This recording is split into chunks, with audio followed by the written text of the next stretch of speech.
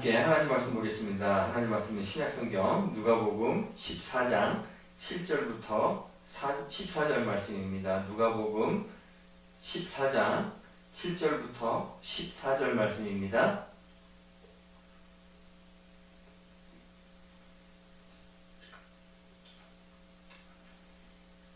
신약성경 누가복음 14장 7절부터 14절 말씀 한 절씩 교독하겠습니다. 제가 먼저 읽습니다. 청함을 받은 사람들이 높은 자리 택함을 보시고 그들에게 비유로 말씀하여 이르시되 내가 누구에게나 혼인잔치에 청함을 받았을 때 높은 자리에 앉지 말라. 그렇지 않으면 너보다 더 높은 사람이 청함을 받은 경우에 너와 그를 청한 자가 와서 너더러 이 사람에게 자리를 내주라 하리니 그때 내가 부끄러워 끝자리로 가게 되리라.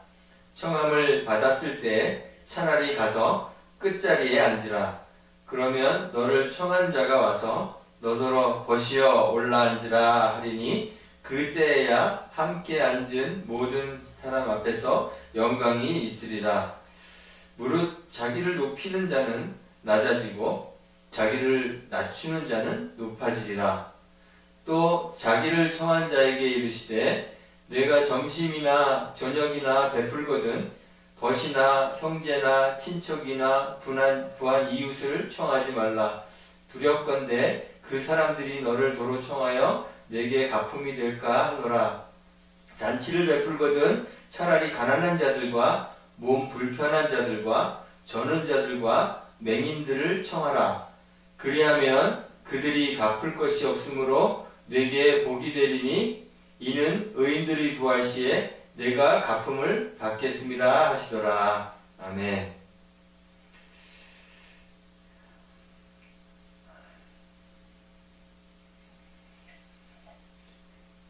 이솝 우화 가운데 이런 이야기가 있습니다. 해가 저물어가는 저녁 무렵에 늑대 한 마리가 한적한 곳을 어슬렁어슬렁 거닐고 있었습니다.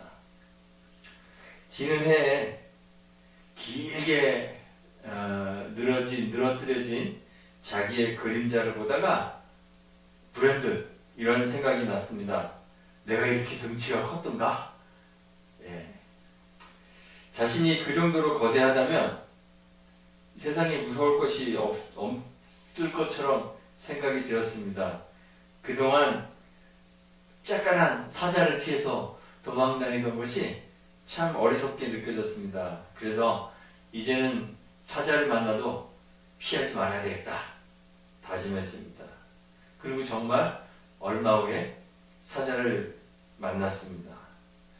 자신의 덩치를 믿고 용감하게 사자에게 덤벼들었던 이 늑대는 그만 사자에게 단번에 물려서 죽어서 졸지에 사자밥이 되고 말았습니다. 이 얘기 다 들어보셨죠? 예. 처음 들어보신 겁니까? 예. 한 유명한 권투 선수가 비행기를 타게 되었습니다. 헤비급 세계 챔피언인 그는 아마도 세상에서 가장 센 사람일지도 모르죠. 비행기가 이륙을 준비하면서 이제 안전벨트를 매라는 그러한 안내방송이 흘러나왔습니다. 탑승한 사람들이 다 안전벨트를 착용하고 있는지 여승무원이 이렇게 돌아다니면서 점검을 하고 있는데 이 권투 선수는 안전벨트를 멜 생각도 하지 않고 그냥 앉아 있습니다. 승무원이 지나가면서 정중히 부탁했습니다. 안전벨트 매주세요. 그러자 이 권투 선수가 대답합니다. 슈퍼맨에게는 안전벨트 따위는 필요 없어. 그러자 이 승무원이 뭐라고 대답했을까요? 재치있게 대답했습니다. 슈퍼맨에게는 안전벨트가 필요 없는 것이 아니라 비행기가 필요 없는 겁니다. 안전벨트 매세요. 그리고 지나갔답니다. 다른 사람보다 조금 힘이 세거나 덩치가 크거나 싸움 잘하는 정도로는 물론 가상의 존재이긴 하지만 슈퍼맨에게는 비교할 수조차 없다는 사실 잘 알고 있을 텐데도 이 권투 선수는 스스로를 올바르게 평가하지 못하고 자신을 실제의 자신보다 더 높게 평가하고 있었기 때문에 이 승무원에게 망신을 당한 거죠. 유명한 설교가인 찰스 스퍼전이 이런 말을 했습니다. 겸손이란 자신을 올바로 평가할 때 비로소 찾아온다 그랬습니다. 그런데 문제가 있습니다. 우리 인간들은 자신을 올바로 평가할 능력이 없다는 것입니다. 바울이 그랬습니다. 로마서 5장 12절에 그러므로 한 사람으로 말미암아 죄가 세상에 들어오고 죄로 말미암아 사망이 들어왔나니 이와 같이 모든 사람이 죄를 지었으므로 사망이 모든 사람에게 이르렀느니라 그랬습니다. 아담이 저지른 그 범죄를 모든 사람이 저질렀다는 거예요. 아담이 지은 죄가 뭘까요?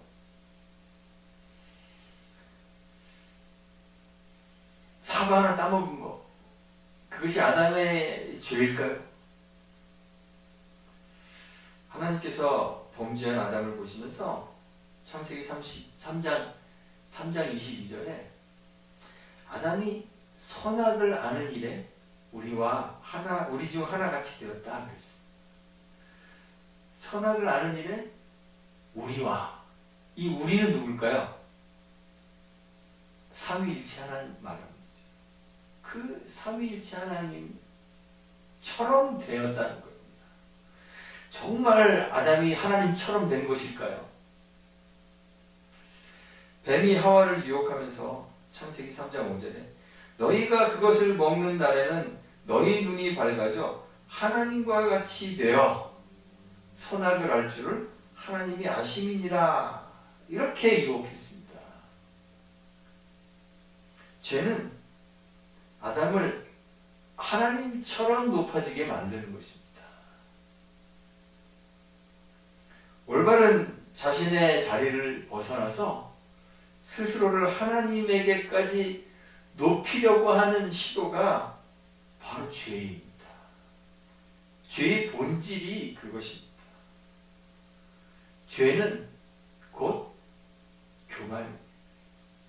모든 사람이 아담이 범한 이 죄에서 자유로울 수 없기 때문에 이와 같이 모든 사람이 죄를 지었으므로 라고 성경이 선언하고 있기 때문에 모든 사람이 아담이 범한 이 죄에서 자유로울 수가 없기 때문에 사람들은 누구나 다 실제의 자기 자신보다 자기 자신을 더 괜찮은 사람으로 평가하고 판단할 수밖에 없습니다. 우리가 그럽니다, 사실.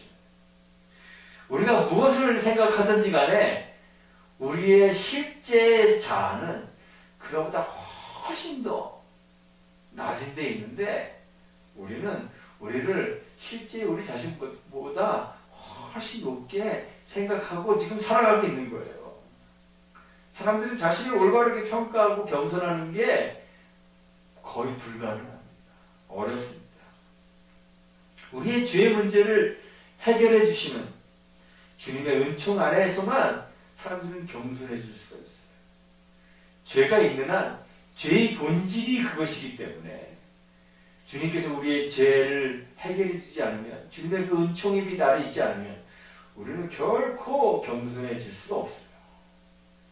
주님의 은총의 빛 아래 있을 때 겸손해질 수 있고 또 겸손해지는 것입니다.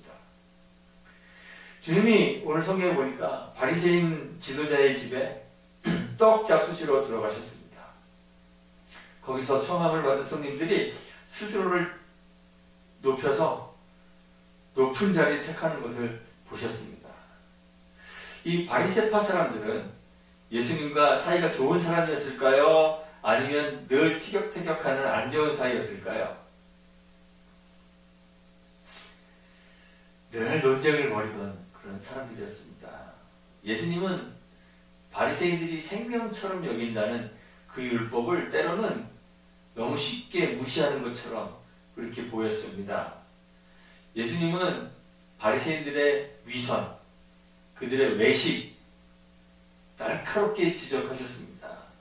그들의 무지를 질타하셨습니다. 그래서 바리새인들이 예수님에게 가진 감정은 썩 좋지 않습니다.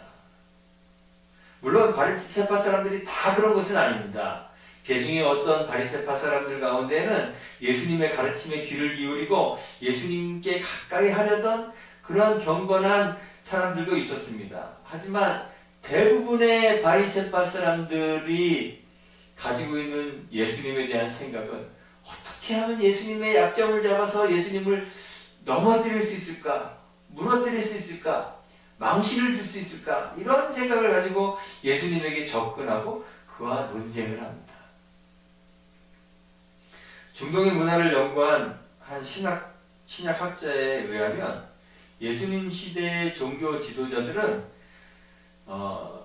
자기의 그룹 외에 다른 사람들을 손님으로 초대하여서 식사할 때 어떤 의도를 갖고 있었다 그래요. 이 사람이 어떠한 정치적인 식견을 가지고 있는지 또는 신학적으로는 어떠한 견해를 갖고 있는지 이런 것들을 살펴보기 위해서 조사하기 위해서 식사의 자리에 초대했다 그래요. 자신의 그룹 밖에 있는 사람들을 초대해서 식사할 때는 순수하게 함께 교제하고 사랑을 나누고 즐기기 위한 것이 아니라 어떤 의도를 갖고 있다는 거예요. 뭔가 의도를 가지고 있다는 것이죠. 자기의 식견으로 그 사람들을 평가하고 판단하고 그래서 내 밑으로 들어올 수 있는 사람인가 어떤가 확인하고 싶어서 식사에 초대했다는 것이에요. 누가복음에는 예수님이 바리새인과 함께 식사했다는 그러한 기사가 3번 기록되어 있습니다. 제가 누가복음 읽어보면서 3번이라고 찾았는데 더 찾으시면 더 찾을 수도 있어요. 그냥 3번 제가 발견한 건 있습니다. 누가복음 7장에 있습니다. 누가복음 7장 36절에 보면 한 바리새인이 예수께 자기와 함께 잡수시기를 청했습니다. 그리고 예수님이 그 바리새인 집에 들어가서 식사를 하십니다. 그리고 또 한 번은 누가복음 11장에 나옵니다. 11장에도 한 바리새인이 자기와 함께 점심 잡수시기를 청했고 예수님이 그 집에 들어가서 식사하셨다, 앉으셨다 이렇게 기록되어 있습니다. 그리고 또 한 번이 오늘 우리가 읽은 본문 누가복음 14장에 예수님이 한 바리새인의 지도자의 집에서 식사하고 계시는 이 장면입니다. 그런데 우연인지 의도된 것인지 알 수는 없지만 3번의 경우 모두 바리새인과 예수님 사이에는 논쟁이 발생합니다. 누가복음 7장에 보면 식사 도중에 한 여인이 예수님에게 향유를 붓는 일이 일어납니다. 그래서 예수님을 청했던 그 바리새인이 마음속에 생각합니다. 이 사람이 만일 선지자라면 지금 자기를 만지는 이 여자가 누군지 알았을 것이다. 이 여자는 죄인인데 죄인이 자기 몸을 건드리는 부정한 짓을 하는 것을 알아채렸을 것인데 이런 생각을 하게 됩니다. 예수님은 이 여인의 행위를 바리새인과 비교하십니다. 뭐라고 말씀하시냐면 내가 내 집에 들어올 때 너는 내게 발 씻을 물도 주지 않았다. 내게 입맞춤도 하지 않았다. 내 머리에 감람류조차도 붓지 않았다. 이렇게 이야기하셨습니다. 유대의 랍비들은 손님을 맞이하는 자세를 규정하고 있습니다.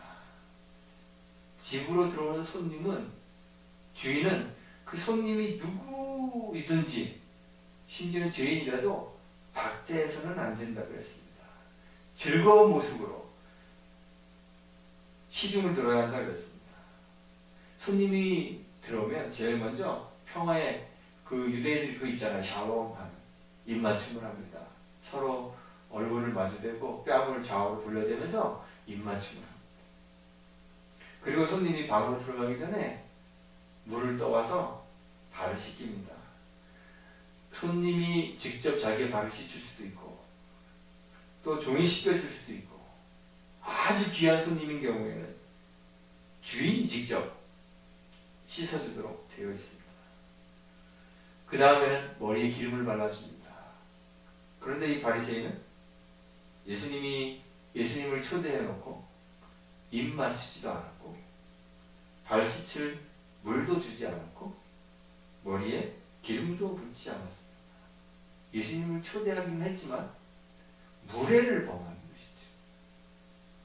예수님과 교제하기 위한 의도가 아니라 예수님을 모욕 주기 위한 의도가 아닌가 싶을 정도로 예수님에게 무례를 범하는 거죠. 누가복음 11장에 보면 예수님이 식사하시기 전에 손 씻지 않은 것 가지고 또 시비를 걸었습니다. 예수님은 겉으로는 깨끗하지만 깨끗한지는 잘 모르겠는데 깨끗한 척하지만 속에는 탐욕과 악독이 가득한 바리새인들을 무섭게 책망하셨습니다. 그래서 한 율법사는 자기까지 모욕당했다고 그렇게 반발했습니다. 그리고 서기관과 바리새인들이 예수님에게 거세게 달려들어서 여러 가지 일을 따져묻고 그 입에서 나오는 말을 책잡고자 하여 노렸다. 이렇게 성경이 기록하고 있습니다. 식사하라고 불러놓고 뭐 하는 짓입니까? 오늘 본문에도 바리새인 지도자 집에 들어가시자 그들은 엿보기 시작합니다. 수종병 걸린 사람을, 이 수종병은 부종, 전시부종이라 그래요. 그래서 혈액에서 액체가 빠져나와서 몸이 이렇게 붓는 무릎 같은 것들이 생기는 그러한 병인 것 같아요. 이런 수종병 걸린 사람을 예수님 앞에 데려다 놓고는 안식일에 병 고쳐주나 안 고쳐주나 트집 잡기 위해서 기회를 노리고 있습니다. 이 식사의 자리는 사람과 교제의 자리가 아니라 예수님 위에 자기들이 올라타서 예수님 찍어 누르고 자기를 높이기 위한 기회일 뿐인 것이죠. 그러니 그런 식사 자리에 온 사람들이 다 식사 자리에 와서 상석 찾아가는 거 당연한 거 아니겠습니까? 자기를 높이고 상대를 낮추기 위한 그 자리, 여러 사람이 보인 자리에서 어떤 좌석을 배정받는가 하는 것이 사실 우리 지금도 상당히 신경 쓰이는 일이잖아요. 누구 집에 초대받았는데 나는 그 사람하고 되게 가깝고 친한 줄 알았는데 나 갔더니 저 산 끝에 앉아 자리 배정해주면 기분 살짝 나쁘지 않으십니까, 여러분들은? 저는 그럴 것 같아요. 기분 나쁠 것 같아요. 초대한 사람과의 친분을 보여주는 거예요. 식사의 자리는. 그렇죠? 그리고 친분뿐만 아니라 초대받은 사람의 신분이 무엇인지도 또 나타내 주는 것이죠. 우리가 아주 높은 대통령을 초대해놓고 저쪽 그 자리에 앉히지는 않을 거 아니에요. 그렇죠? 초대받은 자리에 대화에 끼기도 어렵고 또 음식 집어먹기도 어려운 저 끝자리에 내 자리를 배정해 놓는다면, 거기 앉게 된다면 아마 좀 무시당하는 기분이 들어서 마음이 상할 수도 있을 거예요. 사람은 누구나 다 자기를 높이고 싶은 존재인데 누가 끝자리에 앉고 싶어 하겠습니까? 그래서 이 식사 자리에 초대된 사람들이 스스로 다 상석을 찾아가 앉았습니다. 물론 그 자리에서 상석을 찾으려고 다툼이 일어난 것 같지는 않습니다. 성경이 기록하고 있지는 않지만. 그런데 예수님이 보시기에 심히 좋지 않아 보였습니다. 자기를 높이는 것이 죄의 본래의 모습이기 때문에 예수님 눈에 그것이 좋게 보일 리가 없죠. 그래서 예수님께서 말씀하셨습니다. 8절입니다. 오늘 내가 누구에게나 혼인잔치에 초대받아 오게 되면 주인이 와서 너더러 자리를 배정해 주지 않으면 높은 자리에 와서 덜썩 앉지 말아라. 이렇게 주님이 말씀하셨습니다. 괜히 높은 자리에 털썩 앉았다가 나중에 너보다 더 높은 사람이 초대받아 오게 되면 주인이 와서 너더러 냉큼 일어나라! 이 분에게 자리 양보해라. 그러지 않겠느냐. 그렇게 되면 얼마나 멋졌고 창피하겠느냐. 결국 맨 끝자리로, 뭐 사람들 다 앉아있으니까 이제는 맨 끝자리로 갈 수밖에 없게 될 텐데, 그럴 바에야 차라리 처음부터 맨 끝자리에 가서 앉는 게 훨씬 좋지 않느냐, 이렇게 말씀하셨습니다. 내가 정말 주인하고 친밀하고 또 주인에게 소중한 사람이라면 끝자리에 앉은 너를 보고 보시오, 올라앉으라, 이렇게 하지 않겠느냐. 그때가 되면 함께 앉은 모든 사람에게 영광이 있을 것이다. 주님이 그렇게 말씀하셨습니다. 상석에 앉을 만한 그의 신분 때문에 영광이 있을 것이고, 또한 저 끝자리에 앉았던 그의 겸손함 때문에 사람들의 칭찬을 받게 된다는 것이죠. 누군가를 초대하는 식사의 자리는 사교회장으로 이용될 수 있습니다. 기왕이면 든든한 연줄이 되어줄 만한 사람과 만나서 교제한다면 신분 상승의 기회를 잡을 수 있지 않을까요? 그렇죠? 우리도 어떤 유명인들과 함께 식사 자리에 앉았던 거 되게 자랑스러워하지 않습니까? 저 어디 모임에 갔다가 뭐 연예인하고 같은 자리에 앉아서 밥을 먹었다. 그러면 자랑거리 되지 않으시겠어요?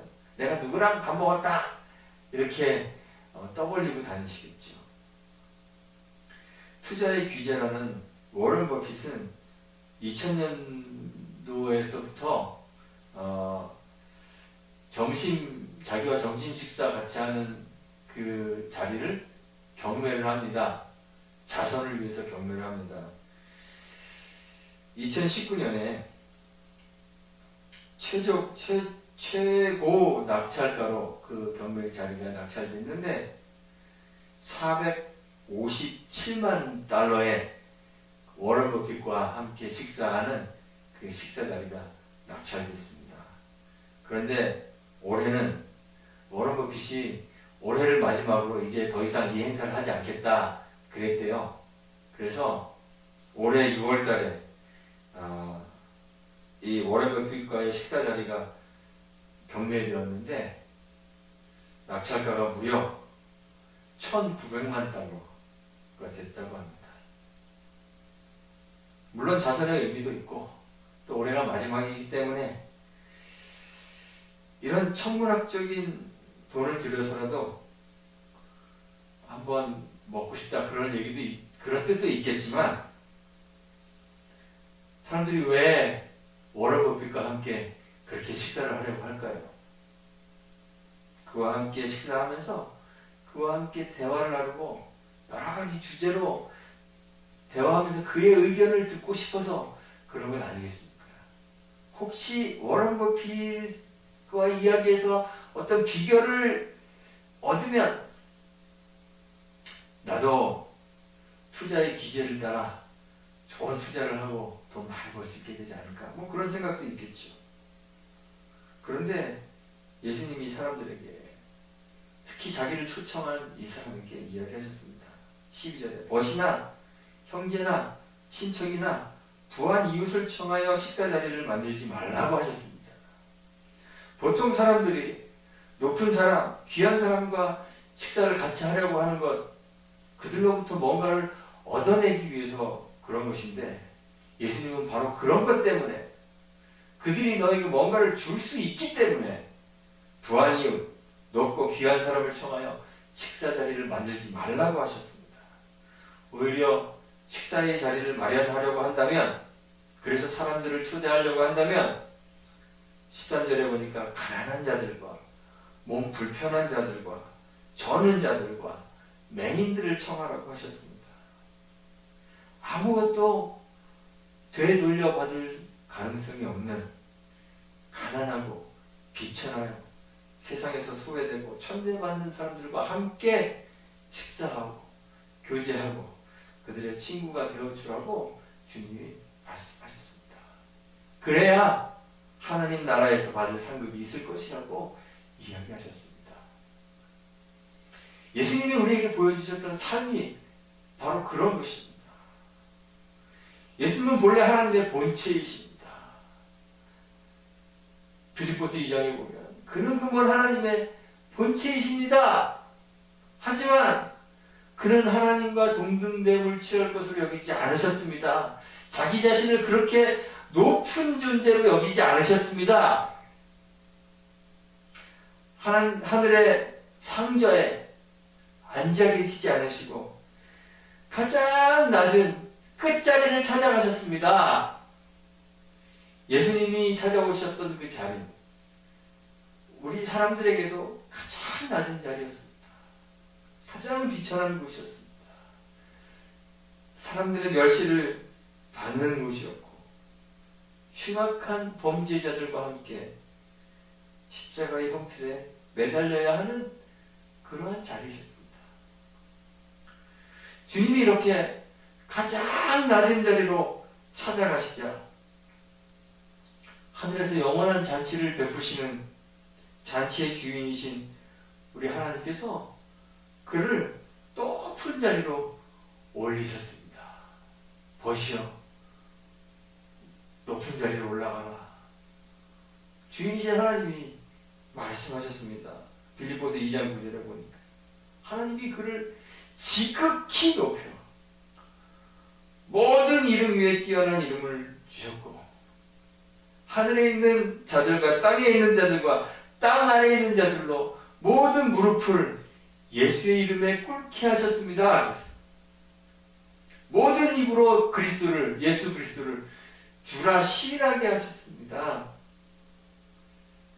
예수님이 이 세상에 계셨을 때 당대의 권력자들, 종교 지도자들, 그들과 벗하고 사귀고 식사하고 교제하기 위하여 애쓰지 않으셨습니다. 때로는 그런 권세에 있는 자들과 식사를 하실 때에도 오늘 우리가 살펴본 것처럼 늘 그들과 대척점에 서서 그들과 논쟁하셨습니다. 그들의 위선, 그들의 외식을 지적하셨습니다. 그들의 무지를 드러내시고 그들을 질타하셨습니다. 그런데 힘있고 힘없고 연약한 사람들에게는 그렇게 하지 않으셨습니다. 낮고 천한 사람들, 병자들, 세리들, 죄인들, 그들과는 벽의 없이 대화하시고 그들과 함께 식탁의 유제를 나누셨습니다. 세리와 죄인의 친구가 되어주셨습니다. 그들의 친구가 됐다는 것은 그들의 동료가 되는 거잖아요. 우리가 누군가의 친구라는 것은 내가 그 친구와 나의 레벨을 같이 하는 거 아니겠습니까? 그래서 우리는 누군가 유명한 사람 아는 걸 자랑스러워하는 거잖아요. 내가 그 레벨이야 이렇게 생각하는 거잖아요. 그렇죠? 내가 대통령과 교제하고 있으면 나는 대통령은 아니지만 은근히 나를 그 레벨로 올려놓는 거죠.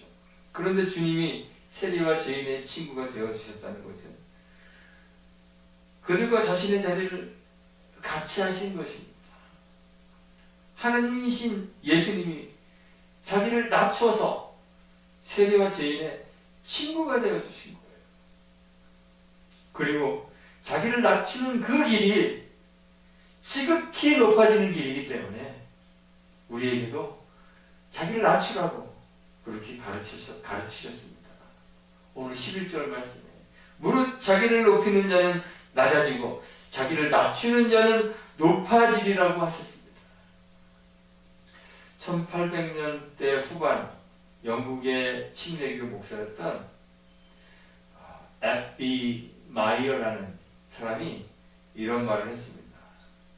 나는 하나님의 은혜의 선물이 여러 층으로 올라가는 그 선반에 있는 줄 알았습니다. 그래서 내 키가 커지면 커질수록 그 여러 층의 것들을 다 가질 수 있는 것으로 그렇게 알았습니다. 그런데 나중에 제가 깨닫게 되었습니다. 하나님의 은혜의 선물은 위로 올라가는 선반에 있는 것이 아니라 아래로 내려가면서 여러 층으로 되어 있는 선반에 있는 줄을 내가 알게 되었습니다. 그래서 이 은혜의 선물을 받아 가지려고 하면 내가 높아지기를 원할 것이 아니라 더욱더 나를 굽히고 내려가며 또 내려가기를 힘써야 하는 것입니다. 자기를 높이는 교만이 죄의 본질적인 모습이라면 당연히 신앙의 본질적인 모습은 뭘까요? 그와 반대되는 겸손일 것입니다. 누가 성 어거스틴에게 물어봤다고 합니다. 그리스도인의 최고의 덕목이 무엇입니까? 신앙의 기본이 무엇입니까? 이렇게 물어본 거예요. 어거스틴이 이렇게 대답했다고 합니다. 첫째는 겸손이요. 둘째도 겸손이요. 셋째도 겸손입니다. 이렇게 대답했다고 해요. 겸손이란 자신의 가치 없음을 인정하는 데에서부터 시작되는 거라고 해요. 우리가 겸손을 말하지만 사실 우리 마음에는 우리가 정해놓은 우리 자신의 가치가 있습니다. 우리 자신의 위치가 있습니다. 내가 비록 저 꼭대기 최고는 아닐지라도 저기 최저도 아니라는 어느 정도의 그 위치에 우리 자신을 정해놓습니다.